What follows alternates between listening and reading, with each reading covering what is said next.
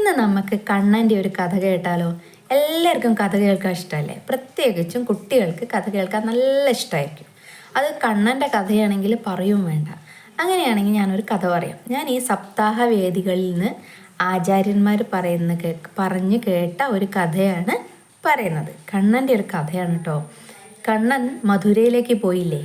ആ മധുരയിലേക്ക് പോയ അവസരത്തിൽ പിന്നെ നമ്മുടെ വൃന്ദാവനത്തിലെ ഗോപികമാരും പിന്നെ യശോദാമ്മയും നന്ദഗോപുരമൊക്കെ വളരെ ദുഃഖത്തിലായിരുന്നു.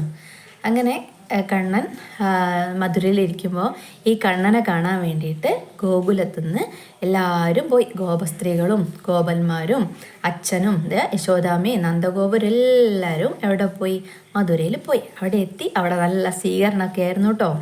അങ്ങനെ അവിടെ എത്തി സ്വീകരണമൊക്കെ കഴിഞ്ഞ് അപ്പോൾ ഇന്ന് രാവിലെ എത്തി. അവിടെ അന്ന് കാലത്ത് നടന്നിട്ടൊക്കെയല്ലേ പോവുക. അപ്പോൾ അവിടെ എത്തിയിട്ട് പറഞ്ഞു എന്തായാലും ഇന്ന് ഇവിടെ താമസിച്ചിട്ട് നാളെ പോവാന്ന് പറഞ്ഞു. അപ്പോൾ നാളെ പോവാന്ന് പറഞ്ഞപ്പോൾ പറഞ്ഞു ഇനിയിപ്പോൾ രാവിലെ ആയില്ലേ, രാവിലത്തെ ഭക്ഷണം കഴിച്ചിട്ട് ഉച്ചയ്ക്ക് പോവാന്നേ. അങ്ങനെ ഇവരവിടെ ഒരു 3 മാസത്തോളം താമസിച്ചു എന്നാണ് കഥയിൽ. അങ്ങനെ ഇവർ താമസിച്ച സമയത്ത് കണ്ണൻ എന്ത് ചെയ്തിട്ട് ഒരു ദിവസം യശോദാമ്മ കണ്ണൻ്റെ അടുത്തേക്ക് വന്നു. അപ്പം കണ്ണൻ എന്ത് ചെയ്തറിയോ, ഒരു പെട്ടി നിറയെ നല്ല പട്ട് സാരികൾ യശോദാമ്മേൻ്റെ മുന്നിൽ വെച്ചു കൊടുത്തു. അപ്പോൾ യശോദാമ്മ ചോദിച്ചു, എന്തിനാ കണ്ണ അമ്മയ്ക്ക് പ്രായമായി, ഈ പട്ടുസാരി ഒന്നും അമ്മയ്ക്ക് വേണ്ട, അമ്മയ്ക്ക് ആകെ വേണ്ടത് കണ്ണനെ മാത്രമല്ലേ, കണ്ണൻ അറിയില്ലേ, അമ്മയ്ക്ക് വേണ്ട ഈ പട്ടുസാരി. അതല്ല അമ്മയ്ക്ക് ഓർമ്മല്ലേ ഞാൻ പണ്ട് അമ്മേൻ്റെ പട്ടുസാരിയൊക്കെ കീറിക്കളഞ്ഞത്. അപ്പോൾ പറഞ്ഞു അതെപ്പോഴാ കണ്ണ, അമ്മയ്ക്കൊന്നും അറിയില്ല, ഉണ്ണി എപ്പോഴാ അതൊക്കെ ചെയ്തത് എന്ന് ചോദിച്ചു. അപ്പോൾ കണ്ണൻ പറഞ്ഞു എന്നാൽ ഞാനത് എനിക്ക് ഓർമ്മ ഉണ്ടല്ലോ ഉണ്ണി, പിന്നെ ഞാൻ അമ്മയുടെ സാരി മുഴുവൻ കീറിയ ഒരു കഥ ഞാൻ പറഞ്ഞു തരാ പറഞ്ഞു. അപ്പോൾ കണ്ണൻ അത് ഓർമ്മിക്കുകയാണ്. അതെന്താണെന്നറിയോ, പണ്ട് ഈ യശോദാമ്മ കണ്ണൻ രാവിലെ എണീറ്റ് വരും കേട്ടോ. രാവിലെ എണീറ്റ് വന്നാൽ നല്ല കുളിപ്പിച്ച് സുന്ദരനാകും കണ്ണനെ.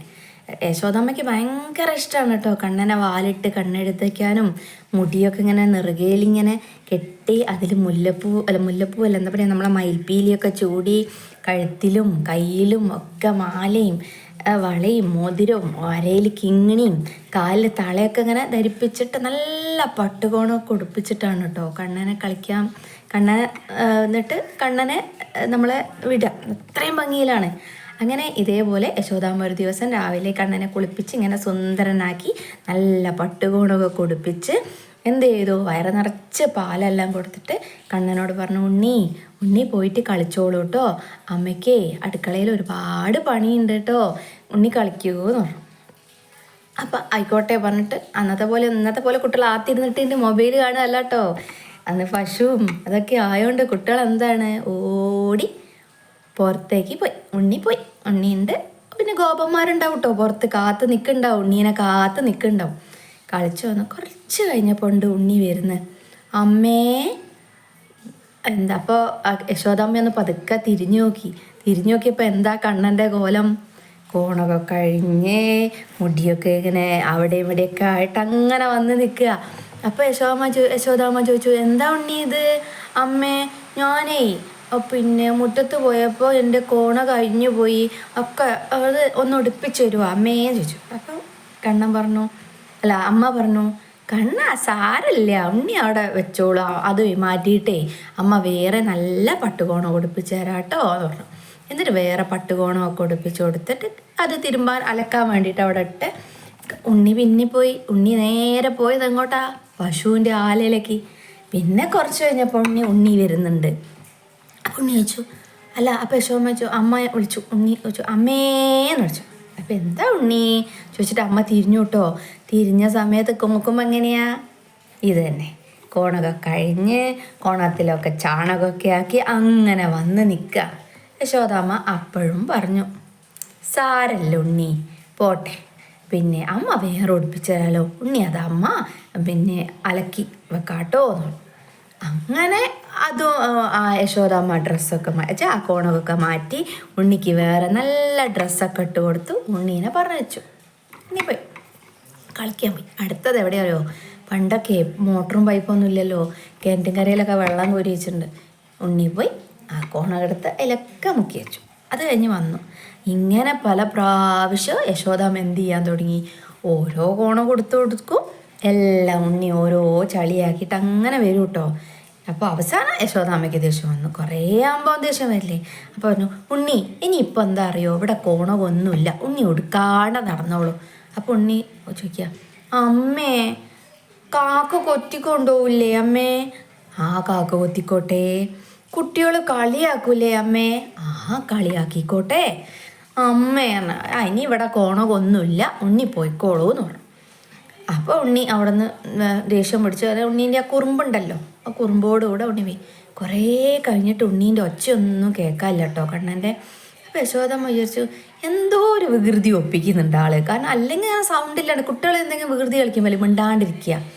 അങ്ങനെ പതുക്കെ പോയി നോക്കിയപ്പോൾ ഉണ്ട് യശോദാമ്മേൻ്റെ നല്ലൊരു പട്ടുസാരി നന്ദഗോപര് വാങ്ങിക്കൊടുത്താണേ. പുതിയ നാളെ ഒരു കല്യാണത്തിന് പോകണ്ട, അതിന് വേണ്ടിയിട്ട് വാങ്ങിക്കൊടുത്താ.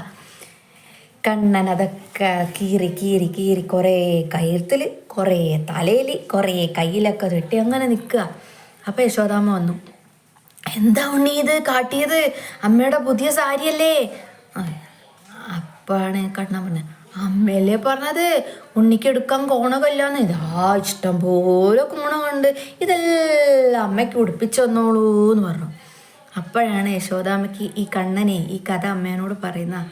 അപ്പോൾ യശോദാമ്മയ്ക്ക് ഓർമ്മ വരിക, ആ പണ്ട് നടന്ന കഥയിൽ ഓർമ്മിച്ചിട്ടാണ് കണ്ണൻ എന്ത് ചെയ്ത് ആ ഒരു സാരി കീറിക്കളഞ്ഞതിനാണ് കണ്ണൻ ഒരു പെട്ടി നിറയെ പട്ടുസാരി ആ അമ്മയ്ക്ക് കൊടുത്തത്. ഒന്ന് ആലോചിച്ച് നോക്കുക. അപ്പോൾ അമ്മയ്ക്ക് ആണെങ്കിൽ സങ്കടം സഹിക്കാൻ പറ്റുന്നില്ല.